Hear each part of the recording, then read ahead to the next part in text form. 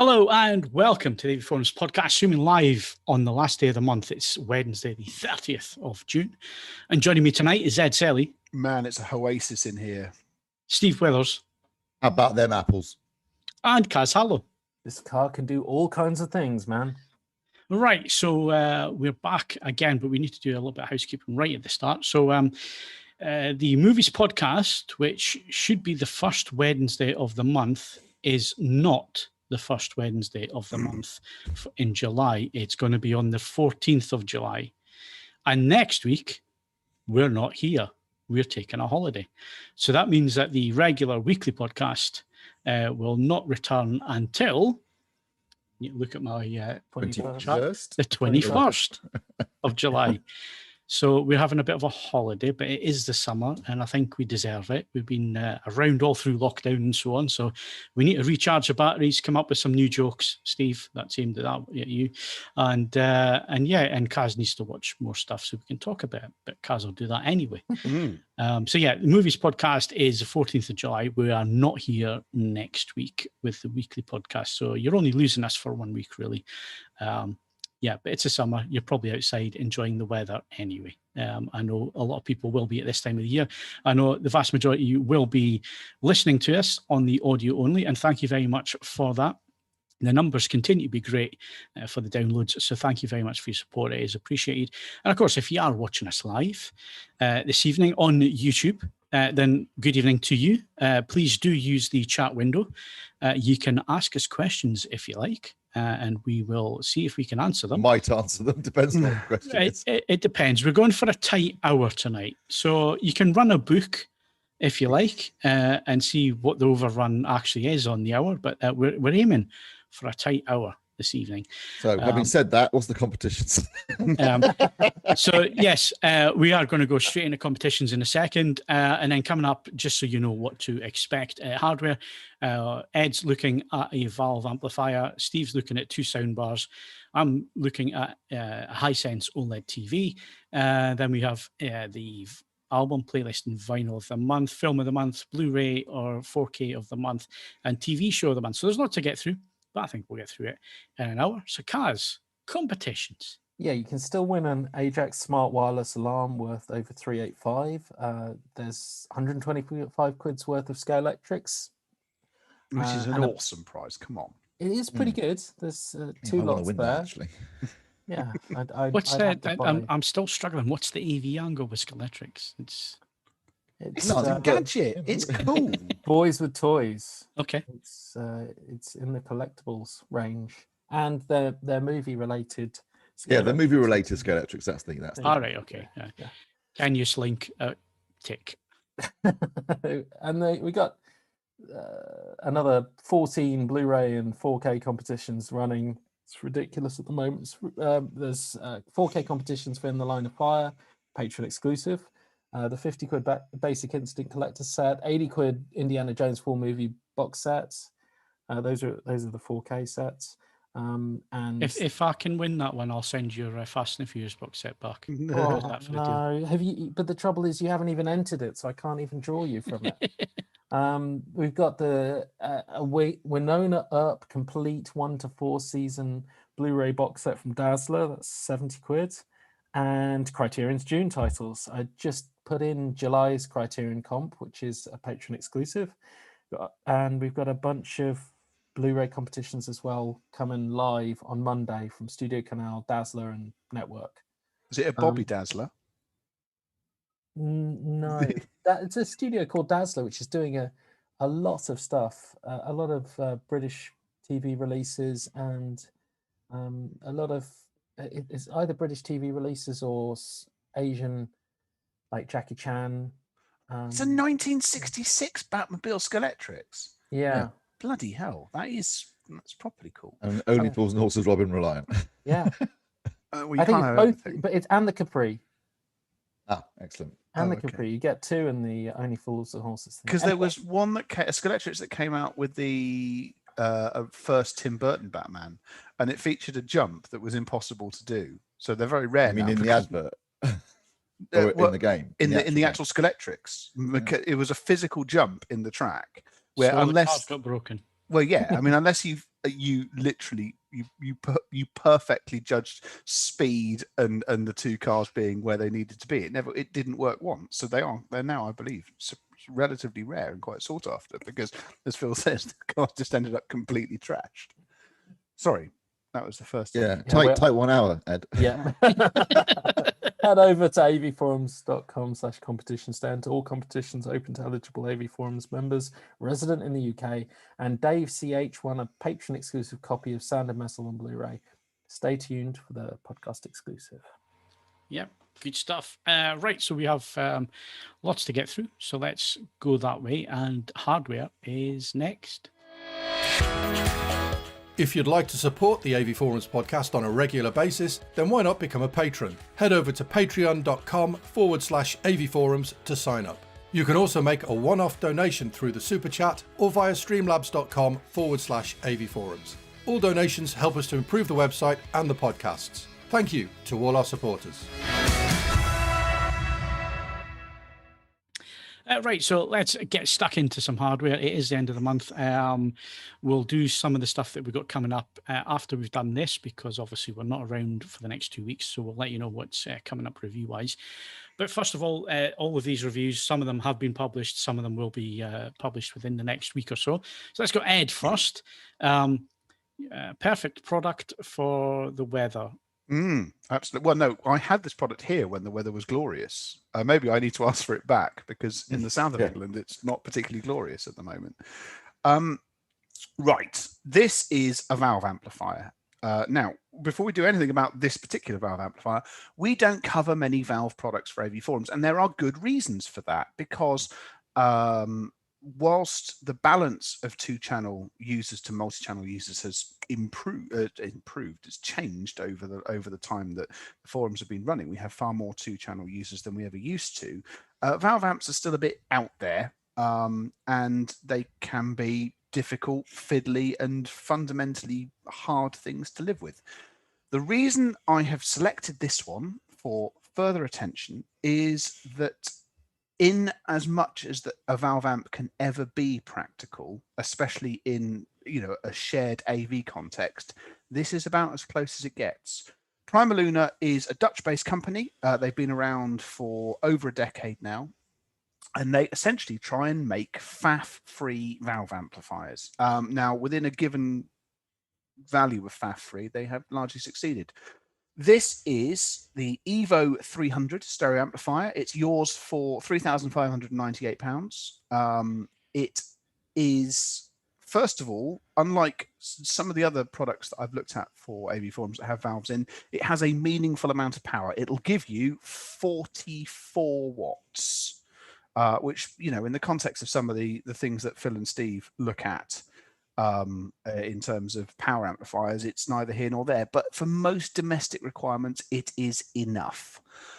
Furthermore, it delivers those from a very, very low stressed set of valves. You could get much more than 44 watts out of this circuit, but the circuit is deliberately dialed back. It is the equivalent of the sort of American approach to designing engines, where you have a large engine producing a reasonable amount of power rather than a very highly stressed small engine producing lots of power. This means that fundamentally it should keep going for a long period of time and not do anything untoward or unpleasant for you.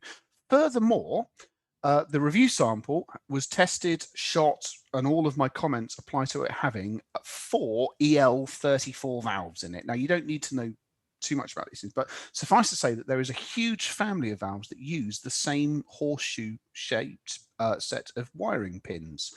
And this amplifier, unique to any that I'm aware of, you can essentially swap between all of them. There's about 7 or 8 different types of valve that all use the same pin out, and you can just, as long as you change all 4 of them, you can just pop the new ones in. The amp recognizes that, changes all the settings, and away it goes, which is incredibly flexible. So if you are feeling that you want to tweak the way the amplifier performs, whether it behaves, certain aspects of how it sounds, it's incredibly easy to do, easier than any other valve product I've ever tested.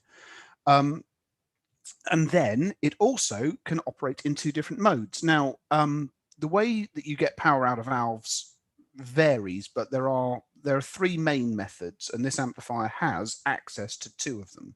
It can either access the valves in triode mode, where essentially it's the equivalent of a push-pull amplifier class AB, or you can run them as ultralinear, which is very roughly equivalent to a class A amplifier. So you have the option to switch between these 2 states. And this means that you can use this amplifier as the front channels in a multi-channel system realistically, and it will behave akin to a standard solid state stereo power amplifier. Then when you've got a nice glass of something alcoholic out and you want to listen to some music, you can flip it over to triode mode and it will sound altogether a bit sweeter. And this is covered in greater length in the review itself. It genuinely is, other than the fact that it does run pretty warm, which was an issue when the temperature was back up in the high 20s. It's utterly painless to live with. It has full remote control. It doesn't pop, fart, bang, do any speaker destroying thumps or any of those things. It is beautifully made and it sounds really, really, really good. I am going to be honest, in terms of the number of people that read this review, and I hope you read it for your own edification, if nothing else, the number of people that go, actually, do you know what, that's for me? As a percentage of people on the forum, I don't know how high that will be, but this is the closest product I can think of to a genuinely viceless way of enjoying valves on a day-to-day basis. And if you are still, using a multi-channel system where you've got a separate amp for the front 2 channels, this is as close as you're ever going to get to a valve amplifier that's going to do that sort of thing. Oh, that's for the people watching, those are all the different types of valves that can be fitted into the power output sage. It's incredibly practical and it's a really, really nice product, thoroughly enjoyable. And it's one of those ones where if you've got any specific questions about it, just put them into the comment thread when the review goes live, and I'll do my best to try and plow through. I thought you were going to suggest that people use it as a multi-channel system, so they would have to buy. Oh no, quite a few of them at £3,500 a piece. Piggyback the front channels. So if you've got an AV receiver doing the rest of it, and then you can output to, I forgot this bloody cat. You can then output to just the PrimaLuna for the front 2 channels, and you might go, oh, but the AV receiver's got, say for the sake of argument, 100 watts. Once it's running into all of its channels at once, it realistically doesn't. So I don't think you'll find any significant variance in that. I'd also say people go, oh, lots of distortion. 44 watts from this amplifier is at 1% THD. Now that is unquestionably higher than most solid state power amplifiers, but you're still going to be pressed to hear it, and most of the time you aren't going to be running it that hard anyway. So don't discount it simply because it's got lots of glowing bits. It's a lovely, lovely product, and it is uncommonly and unusually flexible at the same time. The dude's saying define tight, and then somebody else is saying 1 hour, Ed, 1 hour. Yeah, 7 minutes. We've only done 7 minutes. Right. Is that all it was? It felt like a lot longer. Well, now you've got a brief and glorious insight into you talking about a PC that inexplicably costs multiple thousands of pounds. Mike asks, LG C1 or C10? If you can afford it, go with the C1. You get everything on. It's an all-rounder. C10. You don't get all the apps on the C10, do you? Yeah, the C10 doesn't have all of the apps. It has BBC iPlayer and IT. Or get a cheap C9. Yep, or C9, yeah. No ARC, EARC, only ARC. Is it a problem for Dolby Atmos on a Samsung soundbar? Nope, shouldn't be. It won't be lossless, but then you're not going to get lossless. Well, anyway. the internal apps on the TV are lossless anyway, so it doesn't make any difference. Yeah. And you can 2 HDMI inputs, so you can plug your lossless sources into the directly into the soundbar. So 3D Blu-ray Bunker has just said the PrimaLuna will make a good comparison piece on a shelf to a Nixie clock, which uses valves to show the time. If you're going to do showy things with it, there are certain KT88 valves which it will run automatically, which have a blue filament glow, and they look absolutely bob on. So if you're going to do showy, those fitted. We're getting showy and really nerdy now. Nixie clocks, really. Looking through the comments just to see if there's anything. Somebody's taken delivery. Ian Crown Show. It's T778. You'll love it. Any useful tips? Turn it on. Yeah, turn it on. Do the whole Dirac thing. It's nice and easy, nice and simple.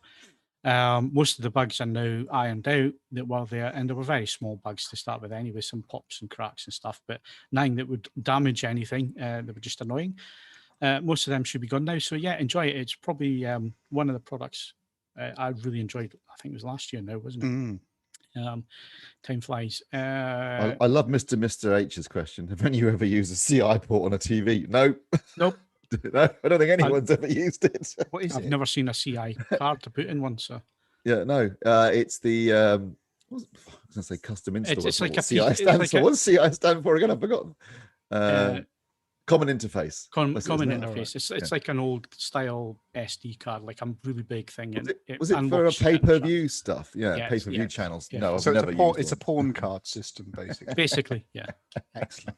Yeah. Right. So yes, I think we've covered most of those questions in there. Keep them coming. Like I say, it's good to have you around, even though the weather. Well, I'm saying the weather's nice. The weather's nice up here. I mean, the It is sun's for been out all you. day, and it's been lovely and warm. And It's been nice down here in the West Country today. Yeah. It's been utterly indifferent here in the Midlands. It is currently 15 degrees. It is heavily overcast. So it was borderline jumper weather. Which is I think Kaz has disgusting. got a jumper on. Have you, Kaz? Is that a jumper? No, it's a t-shirt. A t-shirt. Yeah, Is it's it? a long sleeve t-shirt. All right. I thought for a second you were going for the V-neck sweater that Michael Douglas wears in the nightclub scene. It's not green enough. Looking like a very old man, very out of place. Yeah, the cashmere just doesn't work, does it? Right. Okay. Let's talk soundbars. Let's talk two of the top end models. Steve, you've heard both of them, played around with them. Give us your thoughts. I will elegantly pivot from 2-channel valve amps to multi-channel 86 channel plastic. Well, not far off in the case of the Samsung. So the Samsung HW-Q950A is the new flagship, replacing the previous HW-Q950T. So no confusion there. It's largely the same, but there are a few changes. First of all, it goes from a 9.1.4 system to an 11.1.4 system. The actual soundbar is identical. So that's got the 3 forward, 2 width, 2 side, and 2 upward-firing drivers built into it. That's a good thing. It's nice. It's attractively designed, Kvad rack covering, etc. Unfortunately, it also means it has the display on top, which is utterly useless because you can't see it. I asked them last year to please put it back on the front, but it's still on the top. I think their argument was, well, we can't find anywhere to put it on the front because it's full of speakers now. Which is, yeah, fair enough. It wouldn't be an issue, really, if they could just put every single control in the SmartThings app. And most of them are in the SmartThings app, but the one thing that's not in the SmartThings app is the channel levels. So if you want to adjust channel levels using like a test disc and an SPL meter, it's very difficult. You have to get up, walk up, look at the top to see what the level is, and then sit down and take the measurement from the sweet spot, and then get up and walk up. If you could just see it all on the SmartThings app, you wouldn't need to ever go to the display, and it wouldn't make any difference. So it would be nice if they could put every single control that's in the menus in the SmartThings app. So that's the same. The subwoofer's the same. The difference is basically in the wireless rear speakers. So these have got the sort of surround channels, upward firing channels for the overhead channels at the rear, and then rear side channels. So there's basically front and rear side channels. What it basically does is it splits the side channel signal between both of those speakers. But both those channels, so stay on each side, because if you think about it, technically you could have a 9.1.6 signal for Dolby Atmos, but it doesn't support DTS Pro, so it would just be 7.1.4 for DTS. So it's it's not necessarily natively that many channels, but the idea is it creates a more immersive experience, better steering, more precise location of 3-dimensional effects within a hemisphere of sound. And I've got to say, in that sense, it does work really well. But there are a few caveats. One is you really need a symmetrical room for best results. You need walls on either side, wall at the rear, nice low flat ceiling. Vaulted ceilings are going to really cock up the overheads. And if you've got an asymmetrical room, you've got issues because you still can't control each channel independently. If you do like front, left, and right, sorry, not front, left, right, centers controlled, then you can control the widths, but it's both of them at the same time, the sides both at the same time. So you can't do left and right independently, which is an issue in an asymmetric room. So that's still an issue. But in terms of its actual performance, it is fantastically immersive and really a really big, powerful, large scope soundstage. I mean, I'm not saying it's, a separate system is still better, but if you can't afford or haven't got the space, or you don't want to go the separate route, or there are other issues, you want the convenience of a soundbar. As a soundbar, this will give you an approximation of that experience, which most other soundbars can't get even close to. So that's great. It's got a auto EQ feature now. There's a micro. For some bizarre reason, they've put the microphone in the subwoofer. Given that there are already 2 microphones in the soundbar for the built-in Amazon Alexa, you'd think, why don't they just use those, or use the microphone in the smart device in your phone, which is what some auto EQ systems use. I think LG's uses the speaker, the microphones in the soundbar. Someone like Sonos, I think they use a microphone in your actual device, in your smartphone. Samsung put the microphone in the sub. Now, based upon the test tones that it plays, it's only really measuring the low end anyway, which makes sense because that's the bit that needs to be, it requires the most room EQ from the point of view of where the room has the most effect. It's in the lower frequencies, and you can turn it on and off in the SmartThings app. You can run it in the SmartThings app as well. And I've got to say, it does improve things a little bit. It makes it a little bit tighter, feels a bit more cohesive. So it's quite a nice new feature. They've added AirPlay 2. Otherwise, though, it's essentially, like I say, pretty much the same as last year, but just with a couple more channels and a couple of extra features. Still, for me, the best, if you're looking for a high-end flagship soundbar that's going to give you a really good immersive experience, then definitely I go for the Samsung. Also, it passes Dolby Vision and HDR10 Plus, and of course, it supports Dolby Atmos and DTS:X. So the other one I was looking at was the new LG flagship soundbar, which is the SP11RA. Very similar to last year. In fact, almost no real differences that I could see in terms of, the one major difference is they have sorted out the problem where they weren't applying the lower frequencies to certain channels. You had this, didn't you, Phil? Did you know? He was not there. It's disappeared. Yes, it's not applying the low. It wasn't. Sorry, last year's model wasn't applying the lower frequencies correctly to the other channels. So, like surround channels, just had no bass impact at all. That's been sorted out this year, so that's been fixed. Otherwise, it's essentially the same. It's a 7.1.4 system. Again, wireless rear speakers, wireless sub. Great performance. Oh, you're back, Phil. Yep. Yeah, I was going to say, I was talking about the last year's LG soundbar not allocating the bass correctly to surround channels. Yep. Yeah, which they fixed this year. Oh, excellent. Good, because that was about the one weak point, really. Well, there were 2 weak points, one of which I'd forgotten about until I was testing the new one, and I was like, I connected everything up. I did the LG first, and then I did the Samsung. So the LG first, connected up the UB820 to the LG, and the LG to the C9. Could not get it past Dolby Vision. Wouldn't pass Dolby Vision. But connected up the Samsung, no problem whatsoever. So I told LG this, I said, look, it's not the cables, it's not the setup, because it worked just fine with the Samsung, but I cannot get this to pass Dolby Vision. And they come back and they're like, oh, really? Try another player. So I tried the LG player, the UP970. That did pass it. And then I realized that this was the same problem it had last year. They'd done nothing about it and acted like they didn't know what I was talking about, which really annoyed me because like, you're wasting my time. Yes, I said, look, guys, you need to sort this out because most people don't own that player that you make. They own a Panasonic player and you're claiming it passes Dolby Vision and it doesn't, not on some players. And, that's a big issue as far as I'm concerned. Yeah. So, yes, so performance-wise, it's very good. It's got plenty of nice features. It's got the auto EQ system that they've already had for a couple of years now. It's got a good smart, soundbar smart app. Looks nice, well made. It's a solid soundbar, but you can't. It won't pass Dolby Vision with the Panasonic player. So big issue for me personally in terms of well, obviously if you don't have Dolby Vision, you don't give a monkeys. But if you do, that's an issue.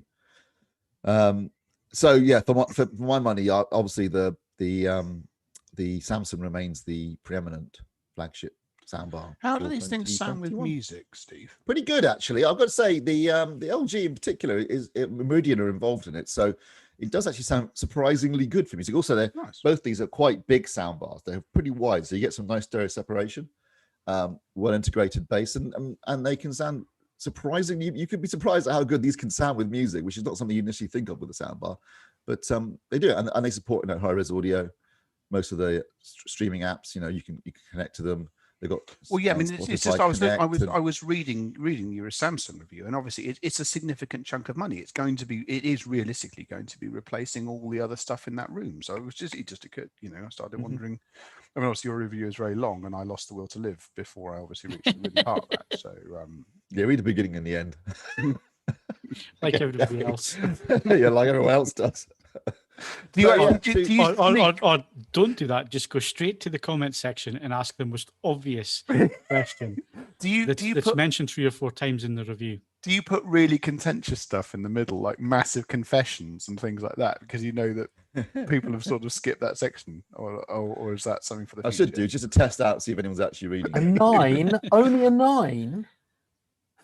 Or an 8 for the LG actually, and 10 for the That's Samsung. even worse. So there you go. I'm surprised they don't just go off the scores. Don't give anything a 7, because seemingly that's worse than death. The 7's like a unlucky number 7. I don't understand that. 7's still a good score. It's still above average. Mm.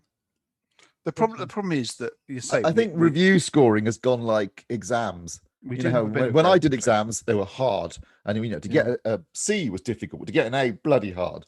Now everyone's getting so many A's that they're giving them A stars, and everyone's getting A stars. The whole point of an exam system is to differentiate between people, not to give everyone the same score. Yeah. But TV wise, there's very few 10s.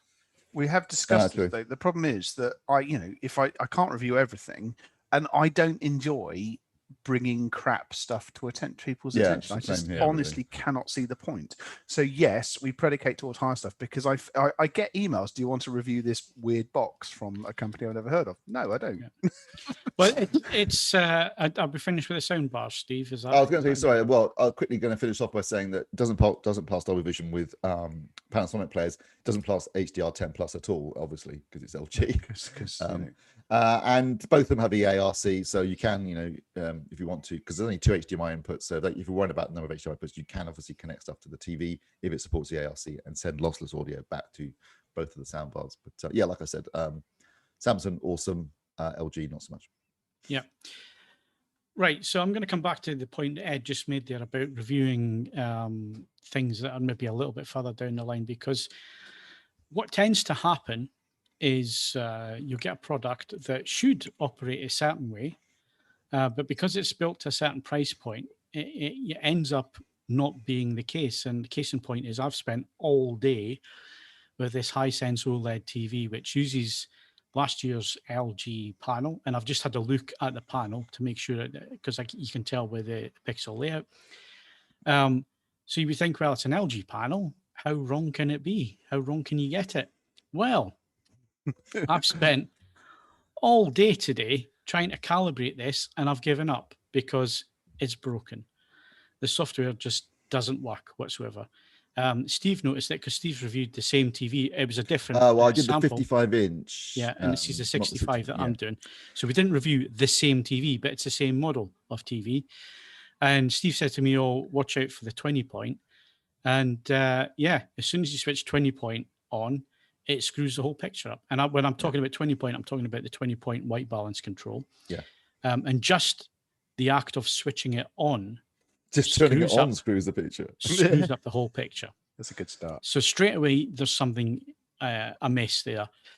The other thing I've struggled to get right on this TV is motion. It's 120 hertz OLED panel. So you would think 5.5 pull down with 24 frames per second material.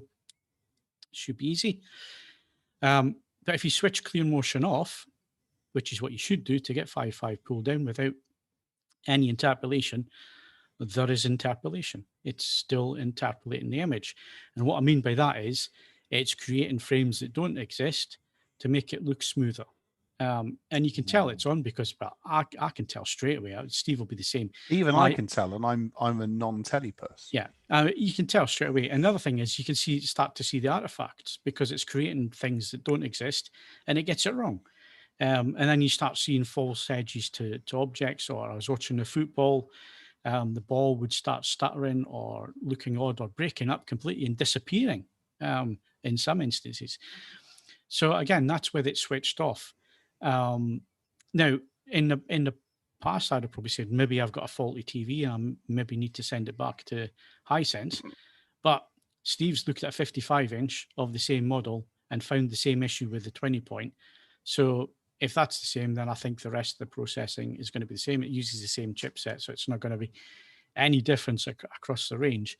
So that's a little bit disappointing, because you would think, well, how difficult can it be if you're starting with an LG display panel? All you're doing is adding your processing on top, and that should be fairly straightforward to do, because they can do it on other TVs. I looked at their LCD TV a couple of weeks ago, the A7G, and the processing seemed to work on that. It was still adding interpolation when switched off, but everything else seemed to be okay. The 20-point didn't screw the image up or anything like that. So yeah, not a great start with the Hisense, I've got to say. And I had high expectations for it, because it is at a decent price point, as you would expect from them. Well, actually, is it? Because the 55 inches 1799, which is the same price as a C1. So let me just check and double. That stand looks quite cool. I will say. Oh, it weighs a ton. I'm glad I didn't have the 65 inch, because I don't know how you managed to get it up on the stand, Phil. I think weighs a ton. The 65 inch, well, it comes with 2 ballasts in the box as well. So, yeah, 2 massive. So when the guy turned to deliver it, he says, "This is big and heavy." I says, "Well, it's a 65 inch. It'll be okay." It took one step at a time. It took us to weighs a ton. Right, so the 65 inch is $2,500. Yeah, that's the same as the. Yeah. Okay. It's the C1. Yeah, exactly the same price as C1. Buy the C1. Yeah, I mean that's an issue, because you could say, well, if it's cheaper, you could forgive certain, failings, but because you could say, well, just don't touch the 20-point. Obviously, don't turn that on, for God's sake, and otherwise, it's reasonably, it's okay. But if you can get the C1 for the same price, buy the C1.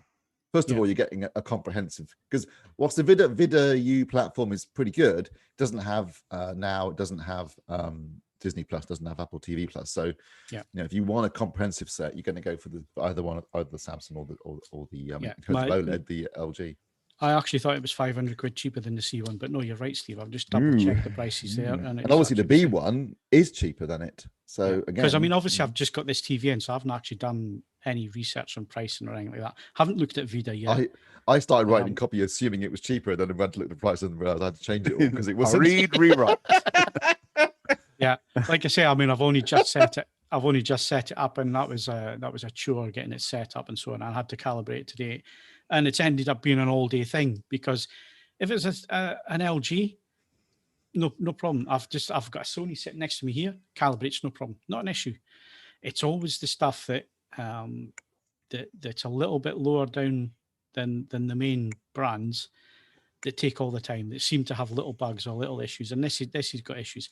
Was it reasonably accurate? Because I got to say the 55 was pretty accurate out of the box. Actually, no, the 55 was bizarre. The 55 was actually less than 3. It was really accurate out of the box. There wasn't much to do anyway. A bit of tweaking in the 2-point, and you got a pretty decent picture.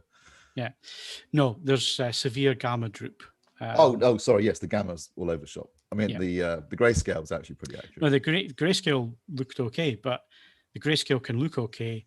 If the gamma's drooping, then you're losing a lot of your definition. You're losing a lot of your dynamic range. Even for SDR, it's too bright, so you start losing your details in the brighter section of the image, and especially in the midtones, you lose all your detail there. So when it was also it clips HDR too, because I was just coming on to correctly. So I was just coming on to HDR. So yeah, HDR massively crushes the black. Massively crushes it, and it doesn't follow the PQ curve. It's too dark to start with, and then it gets too bright towards the top end, and then it just hard clips. It only does 500 nits peak. It's got a really aggressive ABL, automatic brightness limiter. The purpose of the ABL circuit is to lower the brightness. If the screen suddenly gets too bright, you run the risk of image retention, that kind of thing. What the limiter does is it starts to limit that brightness if it's bright for a long period of time, like you're watching the football, like I was last night. There's this small team playing, and if there's any scores or whatever on the screen, obviously it's sensing that it's sensing the brightness and it starts to dim. And you can tell it's dim because you just have to touch the remote and suddenly it comes back up to full brightness again. So it really is quite aggressive with that. And that was the same when I did the peak brightness measurements today. It was 118 nits, full field, 100%, which is quite low actually. That's again, the 55 is about 130 full field and 550 on 10% window. Yeah. And then looking at the color gamut was off as well, because what we measure, some sites just measure the 100% points. And if you just measure the 100% points, then BT 2020 is 72 and 76% X, Y, and UV. And then P3 is 96% and 99% X, Y, and UV. But that's bollocks, because you've got to look at what it's doing at 75%, what it's doing at 50%. 50 and 25, and 25%, because that is where the vast majority of your image is. An image you're watching, there's never 100% saturation. Usually, it's usually a mixture of them all, and it's all over the shop. It's all over the shop in terms of the tracking. So it's not tracking saturation correctly. So when you're looking at greens don't look right. When you're looking at reds, they don't look right either. So yes, if you just look at the 100% points, which is what the vast majority of review sites, if they take any measurements, is what they show you, it's not 99% coverage. You can look at the saturation tracking and see that that is just not the case. So unfortunately, I wanted to like this TV. It's off to a bad start. I've still got lots of testing to do and so on, but it's not off to the best start. And that's a shame, because it's an LG panel. It shouldn't be that difficult to get it right, in my opinion. And there's a few things that really need to be looked at there. It feels like it's 2 or 3 years behind the curve, basically. Which is an impressive achievement when you're only using last year's technology, because that means you've had to take it further back in time. Yeah. Well, I mean, in fairness, I've got to say, I think they've taken a step backwards, because in a couple of years ago, they were making some nice progress in terms of accuracy and performance and features. It seems like this TV in particular, I was really shocked at shocked at its pricing. They seem to be going for a high end. I mean, they've got like upward firing drivers in the back and the soundbar at the bottom. It's like they're going for a high end TV. But if it had been £1,000, you think like, well, okay, I can forgive a few things, but take a chance on that. But it's the same price as the C1. Get the C1. Yeah, even though the C1 doesn't have the soundbar, because to me, again, I've just been using it as a normal TV. I haven't really done any testing on it. I've only set it up a couple of days ago. It doesn't sound particularly good for having a soundbar and upward firing speakers and so on. It hasn't got off to a great start. So we'll see through the review process if it redeems itself in any way. And obviously I will speak to Hisense as well about the issues that I found with the processing. But if Steve's found the same thing with the 55-inch, then I don't think it's a bad TV. I just think across the board they've got issues that need to see if you can work out. I mean, this isn't just aimed at Hisense. I mean, Sony as well. See if you can work out what the IMAX enhanced mode's for. Yeah, I have no idea what that's for. No, marketing probably, because as far as I understand it, in picture wise with IMAX enhanced, the steps that they do are at the studio level when the grade happens. So they grade it a certain way for IMAX enhanced. But if you've got an accurate TV, it should play it back. You don't need the IMAX enhanced mode. So yes, it's accurate. Right, so let's quickly go through what's coming up for review next month. So you'll notice some cardboard boxes behind me. Ignore the ones there, because that's a spoiler that's just come in from the States for the car. So ignore that. I was wondering what that was. if he's desperate, he'll do was that a soundbar? No, it's a 2-part spoiler. It's got a gurney flap. So it's but it's been waiting 7 weeks for it to come through. I do have a TCL Roku TV behind me. So that arrived this week. The guy knocked on the door and he says, I've got a massive TV for you. Don't know, we're going to get up your stairs. I says, what, 65, 75? No, it's a 55. All right, I could lift that myself, mate. Yeah. So that's there. I've also got the Sony projector has turned up, sitting in a flight case. I've got it for the whole of July, so it's on the back burner. That one. Which one's that? It's the cheap one. I keep forgetting it. Is it 290? 290. 290 ES. Cheap is a relative term. isn't it? Well, it's a $5,000 projector, Yeah, but it's I it's mean, their entry level 4K bargain native. basement, middle of Lidl shit. Sorry, Yeah, no, yeah. Not quite, but it's their entry level native 4K projector. So that's turned up in a huge flight case. So that's sitting in the cinema room waiting to get done. I've got a JBL synthesis processor that's going to take a little backseat as well. Been working on lots of comparison stuff. The LG TVs have gone away, but I've got a 48-inch C1 turning up next week for some reason. I've seen 2 C1s, so may as well have a look at the 48-inch as well while we're at it. You're just playing top trumps, aren't you, at this point? At the minute, I'm waiting on Samsung sending me stuff. Samsung was supposed to send me a QN. If we're playing top 95A trumps for a while, but it seems to be stock shortages. So because we only review retail samples. So, if we're doing top trumps, right, phono cartridges, the little needles that go on the actual needle part of the turntable. How many are in my house at the moment? 57. You're overstating, but not actually 25, by as much. 25. 30. There are 30 cartridges, and there are 4 of them out with a mate as well. In addition to that, they just seem to be accruing. I mean, it doesn't help. There's a cartridge group test on at the moment, but I lifted the lid on where they get stored earlier today. It's like that's a lot of cartridges. Like, yeah. Never mind. It's fine. If nothing else, they're easy to store than 55 inch. Beautiful summer's weather, and Ed's playing with record players and needles. So definitely. Well, at least it's a good way of playing needles and not train spotting, playing with needles. Yeah. Right. That's what I've got coming up anyway. So Ed, what you got? Right. Going into the tank shortly will be one that people have asked me about, the KEF LS50 Wireless 2 active speakers. So that's the powered smart, not powered, true active smart version of the LS50 Meta that I tested right towards the end of last year. And it's quite a big step forward over the original, which I had some issues with.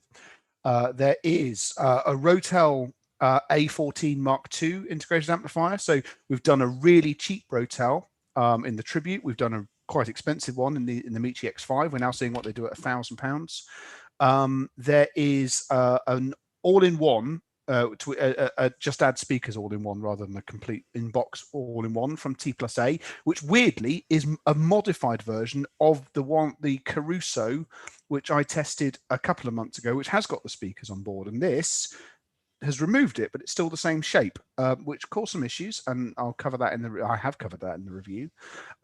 There is also the newly updated IFI Zendac V2, which is the updated version of last year's Editor's Choice product.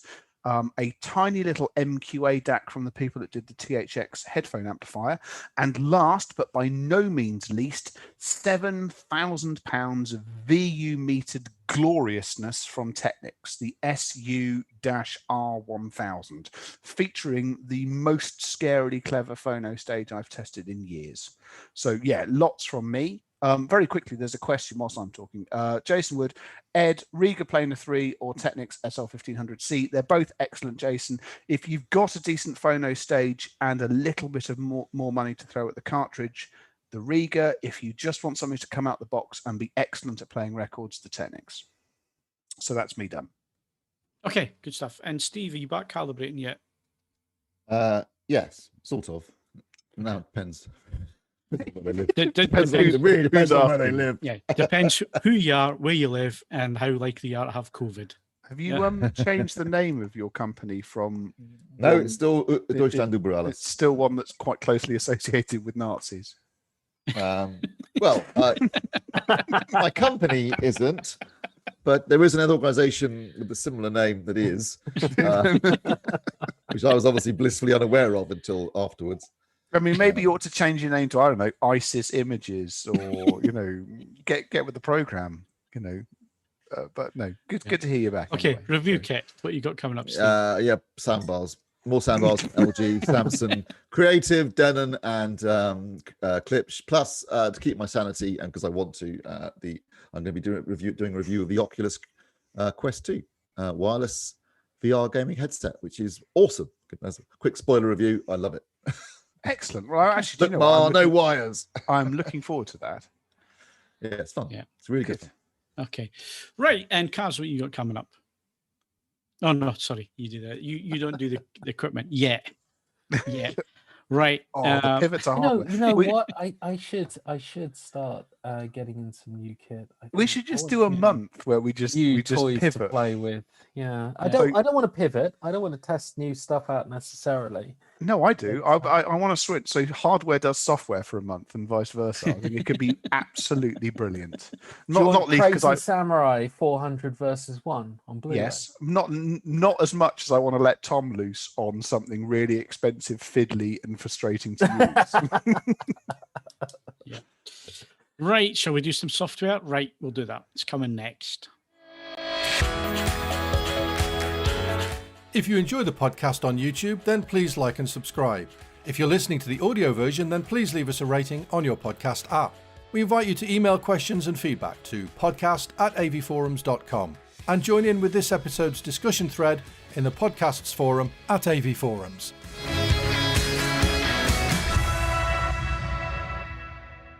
So it's a new month, or it's the end of the month, I should say. So we are doing the end of the month stuff that we normally do when it comes to software, the best of. So Ed's going to start with his album, his playlist, and his vinyl.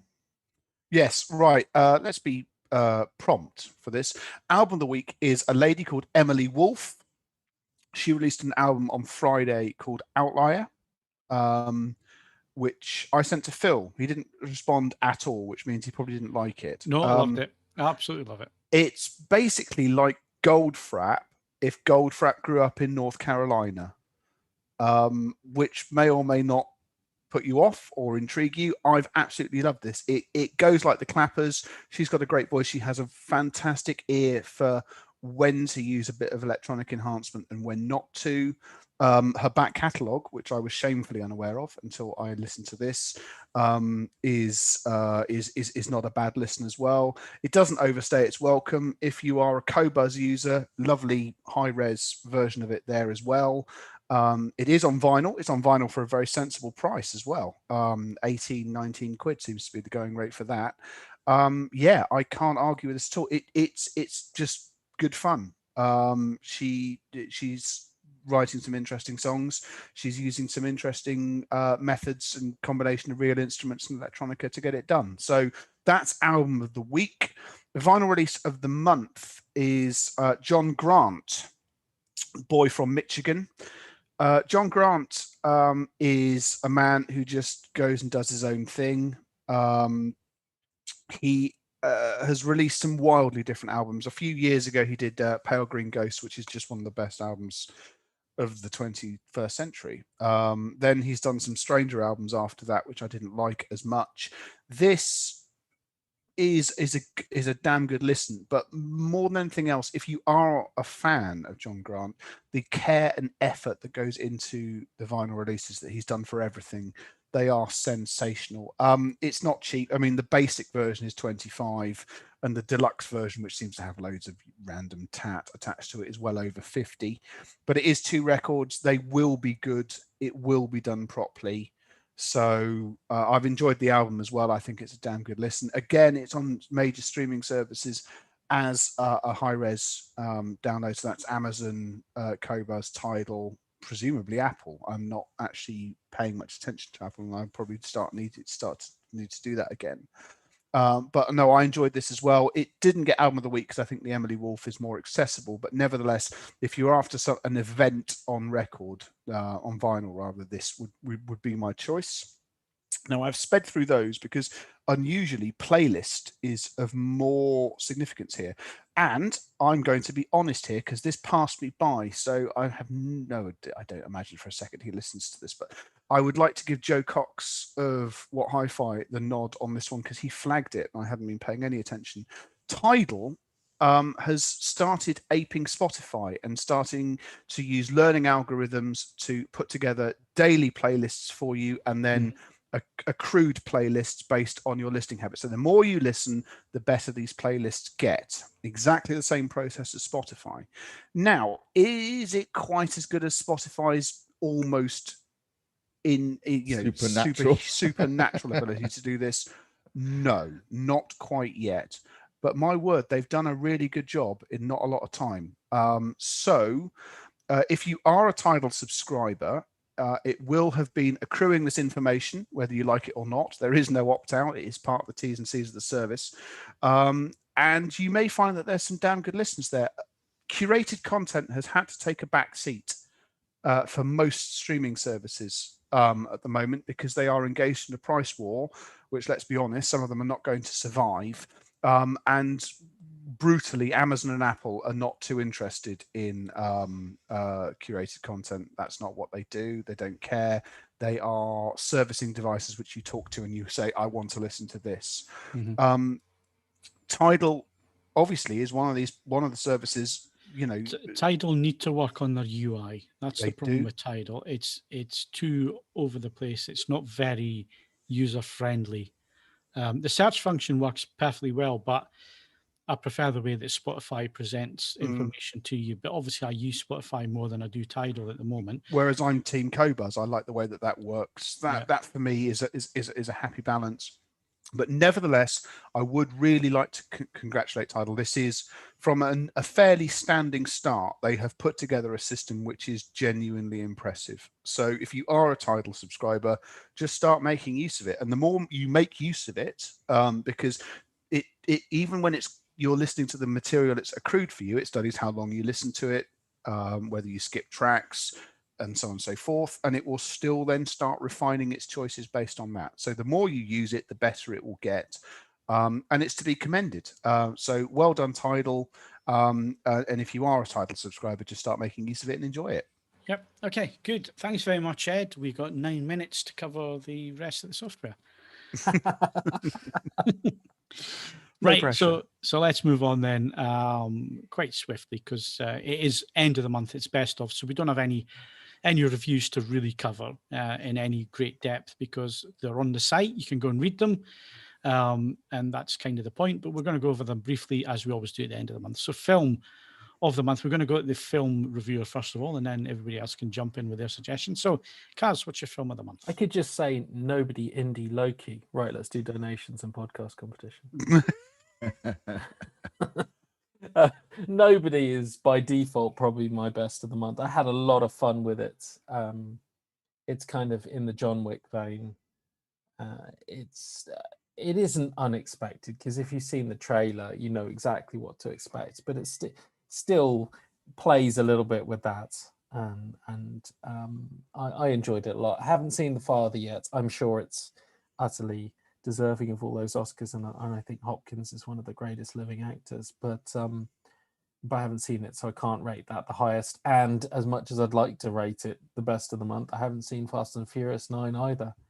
I can't wait for that one. I'm not cinemaing it, unfortunately. It's going to be Top Gun 2 or Mission Impossible 56, whatever it is. I'm not going to do June either. I've got a beef with June. Oh. You picked a fight with a movie. Really looking forward to June. I think it'll be spectacular, but the fact they haven't committed to making a second one is well, if you don't go and see it in the cinema, they're not going to make a second one up. Yeah, but I don't think it should be that way. We get so many movies where they make like 6 Hunger Games movies, and they run out of steam 6 episodes into Divergent. They make so much trash out there. They can make 2 June movies without. I think they're planning on doing not 3, if they don't wipe their face. Well, I'm just saying. I'll happily. No. I'm sorry. This is we don't exist in a world where dictators make films for the proles to sit in front of, whether they like it or not. It has to do the numbers. Well, then, and let's face it, it's not done cheap, is it? Well, then release it on streaming as well, and I'll definitely pay £20 to watch it day of release. But I can't guarantee I'm going to the cinema for June. Conversely, it's one of that and Top Gun are the only conceivable reasons I'd possibly go to a cinema. Top Gun 2 and then the new Mission Impossible movie. At the moment, that's all I'm looking at. That's not till next year, but yeah, I was going to say that's not till next year. Yeah, but I'm not. It's not. Things aren't going to change that much for me. I'm just not planning. You've had your jabs, and you can go to the cinema. I've been everywhere, but I don't particularly like sitting around with masks all day. All credit to those who do, unless you do the whole thing where you pretend to have popcorn in front of you for the whole time. Sure. But yeah, technically you're supposed They deliver him a bucket the size of a child's paddling board. I'm still eating. to. Yeah, it's just with a straw in the side. I mean, anyway, those are the films. I think your film of the month would have been Nobody. Nobody. I really enjoyed it. Yeah, Yeah. it's good fun. Good fun. Yeah. It's basically like I was telling you before the podcast. It's written by the same guy that wrote John Wick, and it's the same basic, story, which is somebody seeks revenge against a bunch of Russian mobsters. The difference is that in John Wick, every time anyone mentions his name, they all shit themselves and think, "Oh no, it's John Wick!" And this time he's got a similar skill set, but no one knows who he is. So they underestimate him because they think he's just this nobody that's kind of like schlump. The thing is, though, with John Wick, and it's something that bugs me over the 3 films, because the 3 films are supposed to take place within at least a week in terms of the time frame. Dead. And He's dead. and it goes from nobody knowing who John Wick is to number 3, where even the taxi driver at the start of the film says, "Yes, Mr. Wick," and you all know who he is. It's like, but why didn't that hang on a guy's minute. son know who he was? Yeah, exactly. Anyway, who thought there'd be plot holes in a John Wick movie? Yeah. Crazy.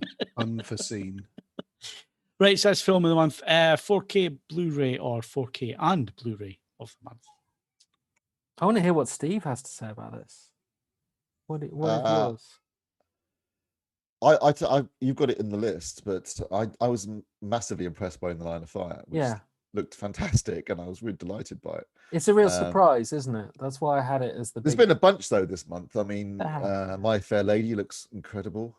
Was Animal House this month? Or was that last month? I think that was last month. That was last month, wasn't it? Yeah. I think I mentioned it last month. But My Fair Lady and In the Line of Fire have been really good. The Indiana Jones movies all look fantastic. Godzilla versus Kong. Yeah, that's a pretty impressive one as well. Basic Instinct. Basically, you like all the 4K discs that have come out. Justice League, they're all lovely, isn't it? Justice League wasn't this Yes, month. it was. Yes, it was. Was it? Justice League. I think it was this month. I think it was beginning of the month, Kaz. No. But it's been a lot out recently, actually. May 24th. I've got Justice League. But I know Justice League is coming out in the States soon. But there was also Last Action Hero and Smoking the Bandit. Yes, both of which I now have. I bought Last Action Hero after talking to you about it. You bought Smoking the Bandit? I wouldn't have thought that was your type of movie. I love Smoking Bandit. Do Really you? funny. All right. Okay. Yeah, I know. I know it's Scott. Sorry, I'm going to blow my nose, so I'm going to have to go out for a second. Okay. So we'll talk amongst ourselves. Intermission music. Well, Kaz, Like you've had Steve's thoughts. I mean, Sure. Okay. do Yeah. you Yeah. have I mean, something? no, I agree with all of those, but I've got to give it to Indy. I absolutely loved watching the Indy movies, traumatizing my kids with scenes from Temple of Doom, rewatching the Indy movies, and omitting the 4th one. It was a lot of fun, and it reminds me how much mileage there is in 4K, but not necessarily with new releases, because it was looking at what they'd done with Indy that made a difference. It was being blown away by In the Line of Fire, and I'd have never expected it. I was looking forward to rewatching it, but I don't think I'd have expected it to be that good at all. I think right now it's the catalog stuff that's really impressing. Yeah, it is a really good 4K restoration of a camera negative, and you're getting some stunning images. Which is great news for film fans. Yeah. It's a bit disappointing that the Dune box set isn't going to have its documentary now that they're supposed to have. The Sleeper Will Must Awaken. If you've seen Arrow has announced that. I didn't read. Yeah, that. then they announced that for various technical problems. I mean, I think it's a time thing. So I think, well, it's a time thing. Just delay the release by a few weeks to get the doc in there, because you had a couple of delays recently, though, haven't they? And they had the problems with. Did you get your disc from them for Donnie Darko yet? Well, I didn't. I didn't have a purchased release. All right. I contacted the PR company, and they said we're not necessarily getting. I said we could update the review. We'll check out the new disc, and he said, well, they're not shipping them out. So I have ordered. Well, I've registered for a replacement disc, but I haven't received it yet. Yeah, I think a lot of people are waiting. They also had. They announced a Legend box set, Ridley Scott's Legend. But they got a lot of stick for that too, because apparently, well, it's not their fault really, but Legend has 3 different versions. There's the US version, which they've got hold of. because it's being released in the States. This is a US release only. So it's the US version and the director's cut that Ridley Scott did back in 2002, I think it was. The international cut is distributed by Fox Disney, and they couldn't convince Fox Disney to let them do 3 versions in one box set. So they've actually restored the international cut because it's longer. But they're releasing the US cut because this is a US release. So it's Universal who've got the US rock distribution rights. They're going to do the US version and the director's cut. Unfortunately, the director's cut, there is only there's no camera negative for it. It's based on an interpositive or an answer print. I think it's on an answer print. Yep. They're having a rough couple of months basically. They are definitely, which is a shame because I love them. They do some great stuff. Yeah, they really do. need to get this sorted because the future's, unfortunately, as Ed's pointed out, like a record, the future's going to be these boutique distributors. But if they're going to charge, if they're going to charge, well, they a lot charge of money, over the odds, and they don't deliver everything they're promising, like documentaries, or they cock up the release itself. They're going to get a bad name for themselves, and then they're going to lose sales. So, or just go back to charging like 22 quid and release a nicely restored but decent box set. There's no it is, unfortunately, again, if this is the vinyl model, it's go big or go home. Sure, but they can't make a mistake, otherwise people will no, you can't. And mistakes, you also have to then cost in. If you make a mistake, you're literally taking them all back and you're doing it all over again. You've lost your profit. Yeah, your profit's out the window straight.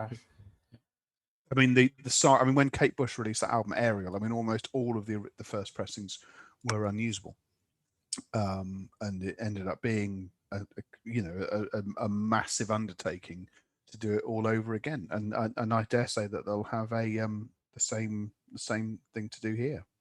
I think I'm just as excited by the 4Ks that come out of Sony though. They're doing they're doing some Almost brilliant. Famous and Snatch in house, which are coming out in a couple of weeks, and they're love Almost Famous. They're doing Labyrinth, I think. Looper. They're doing Looper. Labyrinth's already been done once. It's just a reissue Labyrinth. Yeah, but with Dolby Vision, isn't it? And a couple of extras. Yeah.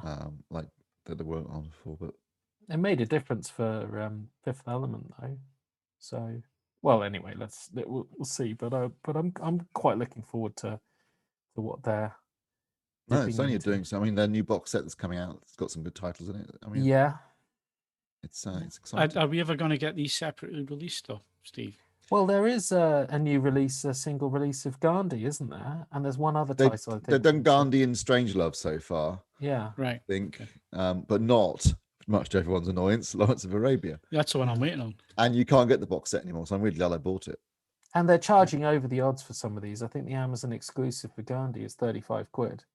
So you might as well really have got the original box set. If you could, for 100 quid and got 6 films out of it. 100 quid and got all 6 films. Yeah, it was worth it. They're definitely milking it. But, okay. Milky. Right, shall we move on to the TV that we were watching this month, our best of TV? Why don't we just talk about Loki? Why don't we just all talk about Loki? Because there is one other program that actually has been tearing the numbers up. What, Air Crash Investigation? No. That's just me being weird. No. Honestly, this month, Kaz, Amazon had their most successful program of all time. Clarkson's Fun.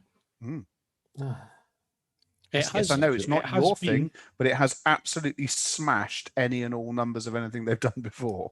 Yeah, absolutely. It's been a huge success, and I've got to say, some brilliant TV. Love them or hate them. It's the supporting cast that have been absolutely. Caleb is an absolute star. He's going to be a huge star. Young lad, tells Clarkson exactly what to do and so on. So yeah, you can see why it's been a big success, because it's not the usual Clarkson rubbish, scripted stuff. It's actually really quite good. Right, you can talk about Loki, but some of us haven't seen it yet, so please don't spoil it. No, spoil it. I love it. I've only seen a couple of I'm episodes. really enjoying it. Yeah, it's the best of all of them. Like Steve said before I'd even picked it up, it's the best of all of the Marvel TV shows by far. Yes, I would agree with that. It looks the best. I know, Phil, you said that Winter and the Soldier, the money was on the screen, but I think Loki's a different level. No, it looks like it could be a movie. Loki does look much more cinematic, and but I will say there are times when I look at it and think, yeah, it's COVID production, because there's an awful lot of just 2 people in a room. Yeah, okay, but that's okay. Isn't it? We'll- But the money's we'll on have screen. to- But I'm we'll saying, have to obviously, get- because of COVID, there's It's an a- awful lot of two people talking in a room. Yeah, it's a very nice looking. Yeah, it's a show, nice very set. stylish. And it's got, for me, themes of Del Toro and Terry Gilliam. Terry Gilliam by far. It is Yeah. utter Gilliam, and I think that's just sublime. And Hiddleston's having a ball. He's having a ball. I've got time for Owen Wilson. Yeah, he's doing really good work. Yes, it's a good show. I'm really enjoying it. Keeping me surprised despite the stuff you expect to be in there. You can't quite predict what's going on, and Hiddleston's character is just the center of that. I mean, he's just as much as, I mean, you just can't predict what he's going to do next. You can't, as much as Owen Wilson's character is desperately trying to. You can't possibly predict what he's going to get up to in the next thing. So I'm really enjoying it. I will say that when you watch episode 3, because a lot of it takes place in on a planet that's being destroyed by a falling moon, but they were shooting what I'm assuming was a massive quarry. It is So Doctor it Who, looks it like hurts. Doctor Who with a massive budget. It's so Doctor To Who. be it honest, hurts. I was getting Doctor Who vibes from the first 2 anyway. Oh mate, it's Yeah. they turn it up to Third one 12 for It's full on Doctor Who. Yeah, I was already there for it, but yeah, I'm enjoying that a lot. That's my TV of the month, and I'm only 2 in. I'm going to save. I blew it on 2 because I was enjoying it so much, but I'm trying to eke again. It's only 6, isn't it? Yeah, 6 to 6. It's going to be great. Anyway, that's it. That's me. Are you going to watch Black Widow next week at home or at cinema? At home on the Friday. Tom's going to have it for us on Wednesday at the cinema. I hate you, Tom, if you're listening. And I'm going to see it on Friday. And then you got the podcast on the 14th. Where you're going to Yes, talk about. we're gonna talk about it. It's gonna be good. I'm insisting it's gonna be good. I mean, it's just 5 years too late. Fingers but it's gonna crossed. Yeah, it's 5 years too late, and no one really cares anymore. But never mind. Be good. It is 5 years too late. But it's gonna be fun. I mean, it's certainly it's gonna be a fun watch at home. So licensed taximan says, for a TV series, what do they bother making it in scope instead of 185 or 16:9? Well, so it matches the Because movie. it's a wider frame, wider cinematic frame. Get more in it. It looks more cinematic, and if you've got nice big sets, take advantage of it. Plus, that's the way we see that way. Yeah, they should have done it in 4:3. Don't get me started. Licensed Taximan also mentioned, the US cut of Legend has a Tangerine Dream soundtrack, and the international cut Legend has a Jerry Goldsmith soundtrack. Oh, I remember that. Vastly superior, yes, but we can have a whole discussion on the backstory to Legend if you like another time. Not right now. We'll do till we that. get the 4K disc. Yeah, we'll do that at some other point. Because we're into extra time and we're definitely not going to penalties. So yeah, we Podcast competition if you want. to win a Blu-ray of Harry Birrell Presents Films of Love and War, narrated by Richard Madden. Use the following question to select the correct answer from the competitions page. Who narrates it? Richard Madden, is that Richard Game Madden? of Thrones. Oh, right. Game of Thrones do. Right. Not related to John, presumably, of the No. American football series. Oh, okay. All right, fine. What was the question again? Who narrates Love and War? Who narrates the Difficult one, that. Yeah, I know. Really It's another. Really struggling. I make him super hard just to Yeah. keep people entertained. If you have enjoyed tonight's podcast, and I don't see why you wouldn't, then please hit the like button. If you Vaguely don't mind, if you're passive-aggressive. still around. The like button's there. Please hit it. It does help us. It helps people find the podcast. If you don't mind, it would be appreciated, seeing as there's quite a few of you actually watching us this evening. That's great. If you listen to us later on in the week, then please, again, hit the like button. If you don't mind, it does help us find new people to bring into our cult. And remember, we're not here next week for the weekly podcast. The weekly podcast returns on the 21st of July. We are having a couple of weeks off, but Kaz is back on the 14th for the movies podcast. So it's not just Kaz. The There are Casimir other Harlow monologue hour Yeah. and a half. Yeah. Talk an hour about Black Widow. I could do it. Yeah, I am sure you will be. And if you're an hour, yeah, I don't think you'll be an hour. Well, you won't. Right. 10 minutes over. Well, I'll be 10 minutes over then. Yeah. Oh, noted. Right then. So that's it for this week. My thanks to Steve Withers. He's clean, dirty, but clean. Ed Selley. Now put your blouse back on. And Curtis Harlow. He's going to kill your ass. If you enjoyed the podcast, then please give us a like and subscribe. Also, hit the notification bell if you want to find out when we publish new video content. And there's quite a bit of video content coming up. I've been working on some of the stuff from Steve. So we've got some reviews and settings coming up from him, some settings from me. And if I have time in the next week, there should be at least one comparison video going up on the channel as well. So look out for them. You can also follow us on Twitter and Facebook. You can bookmark avforums.com for the latest reviews, news, and video. And of course, if you're listening to us later in the week on a streaming service and they allow you to leave us a rating, then please leave us a 5 or 10 star rating, whichever it is, if you've enjoyed the show. I'm Phil Hinton. Thank you very much for watching and listening, and we'll see you again in a few weeks.